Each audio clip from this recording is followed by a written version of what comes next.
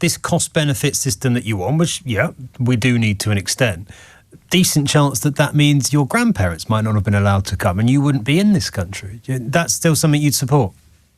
Yeah. All right, so in the heated debate over immigration that is constantly happening in the UK, where do you draw the line between policy and cruelty? Well, in this call, you'll see that Ben Kentish pushes a caller to the absolute limit, forcing him to confront the true cost of his own beliefs. And what happened is one of the most stunning moments I remember hearing on LBC in a long time. If you want to see more videos like this, show your support by hitting the like and subscribe buttons, and don't forget to ring the notification bell so you don't miss a video. Now let's watch this together, and then I'll give you my thoughts at the end. Of course. I just think Britain's broken at the minute. I feel like, to put it as an analogy, if you're running short of cash in your house, you've got to go through a financial situation of how much money you have, what's for extras, what's for some necessities.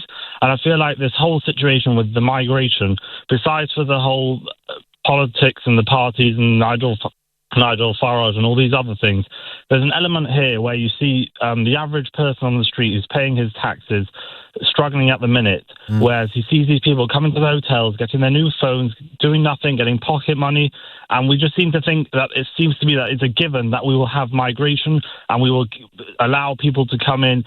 I understand there's an element here of people who are fleeing persecution and things like that, but there has to be some sort of cost-benefit analysis.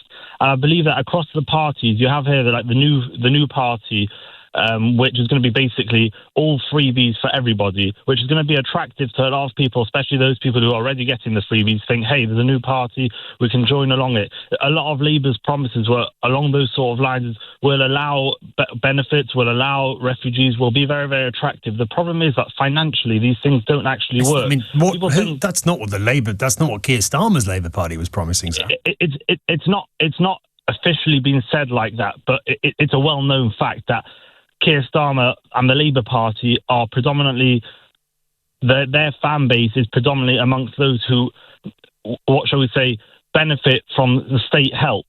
Whereas when it comes to financial difficulties, don't we all benefit exactly what they're having. Don't we all benefit from the state?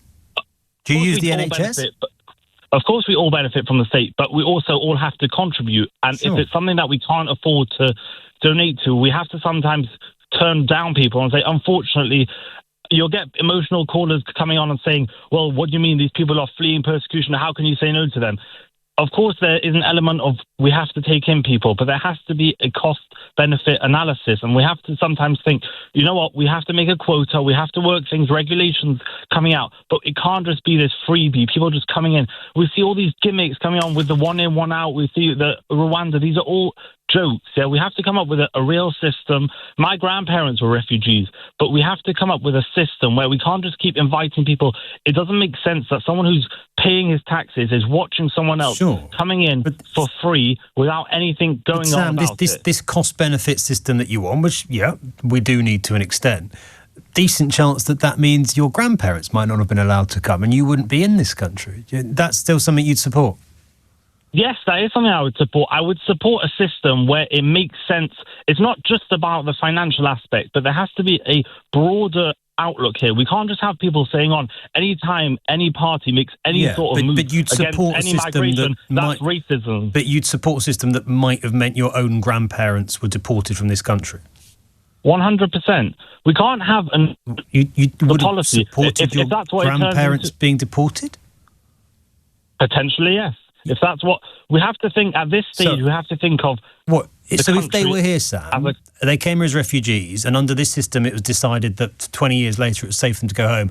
You would have been happy for the British state to deport your own grandparents? I would be very unhappy as it is now if that would be the case, telling them now. But I would also be unhappy if you told me that 1,000 years ago, if people didn't pay more taxes, we wouldn't have the NHS. But I just want to be clear. You would support potentially your own grandparents having been deported? I'm not saying that I would want my grandparents to be deported, but I would support a country that has. But they might have been under the system that Shabana Mahmood is now introducing. They might have lived here 20 years. They might have started. They did start a family. You're part of it. They might have been working. They might have started a business. They might have been volunteering in their local community. None of it would matter to the government under the new system, because if it was safe for them to go home, then off they go. I fully understand that, but what we have to get over is that there has to be a point of a system is in place. People will suffer. If you're going to go around with the emotional aspect of people being deported, it is emotional. you just may as well open up the borders because. But Sam, when you say emotional, it has to be emotional.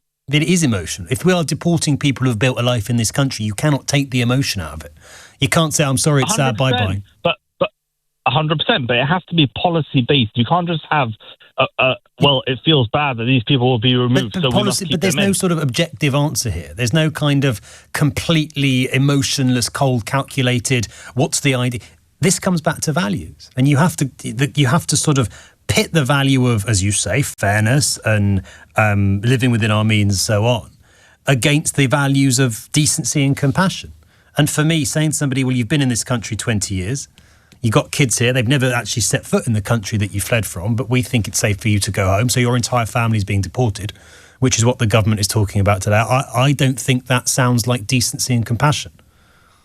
There is a risk that we go too far the other way, that in this clamour, this desperation to see who can sound the toughest on migration and be the harshest, we risk losing any values at all in this debate, Sam. So when you say emotion, to me, there's what I interpret that as not emotion, but as values in this conversation, which are going out the window rapidly, if you ask me.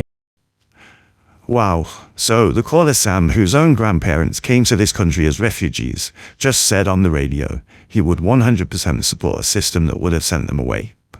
And this is the entire immigration debate boiled down into one devastating exchange. It's not about numbers anymore, it's about values.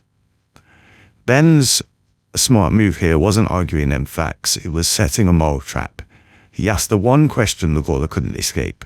He forced Sam to apply his cold cost-benefit logic to his own flesh and blood. And Sam walked right into it. He chose the abstract idea of a system over the concrete reality of his own family's survival. In other words, he chose ideology over humanity. And this is what happens when political talking points go too far. They sever us from our own history, from our own compassion.